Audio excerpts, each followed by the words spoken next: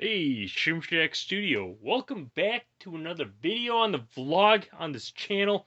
Alright, so here's kind of just kind of like a quick mini discussion. So I was kind of sorting through more cards like I do always behind the scenes. I'm always sorting through cards and I love it.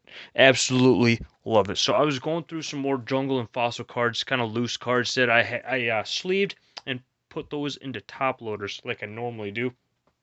Except what I'd end up doing was I ended up taking those cards out of the top loaders, keeping them in a sleeve, and then putting them in a magnetic slab. Reason being is they are heavily damaged. So let's take a look. Obviously, all right. So these are right here. I'm gonna slide them down so they're not like glaring in your face. So from Fossil, we have a Lapras, and again, these. All right, when I lay it flat, not at a harsh angle, you might be thinking, well, those look pretty okay. No, these are heavily damaged. These are water damaged. They've been soaked and are just hosed in water. And you can already see the damage already kind of on the back side. It doesn't look bad, but these are cards that I'm never ever gonna take out, and there's a reason to that. I actually kind of want to do it. These are still wet. I know that sounds crazy. I put them in sleeve and top load, but then I realized, well, they can't fully air out when they're in a top loader. Only like a little bit of oxygen gets through the top, but the cards themselves, I thought they were dry, but apparently not. So these are still damp, kind of in the center. The top of the edge is dry.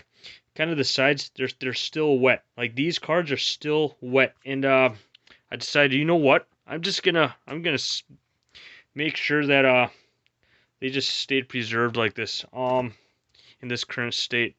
And then this is a jungle. This is the error card. There's no jungle symbol in that corner, and this is the hollow Victreebel. This suffered the same fate as this Lapras, and I just kind of wanted to document this on my channel that these are still wet. Kind of want to see if I can. I don't want to eat up a whole lot of the time. Um, let's just take this out. So what I yep. So this is in a sleeve.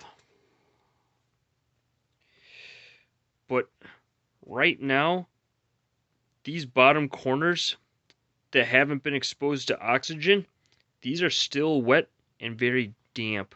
And I can almost peel the layers back. So in case if some of y'all are curious of what's inside a Pokemon card, you can see the different layers that are peeling off. And I think this right here, this is pretty cool. This is what I find fascinating, which is why I'm sleeving these and just preserving these. Because look at that. I can almost take all the individual layers out. But I figured without having any more damage done to these, that's why obviously sleeve. And then I'm gonna put this back into the top loader. And well, not top loader, but the magnetic Ultra Pro kind of case slabs that I have a lot of my favorite cards go in these, but I figured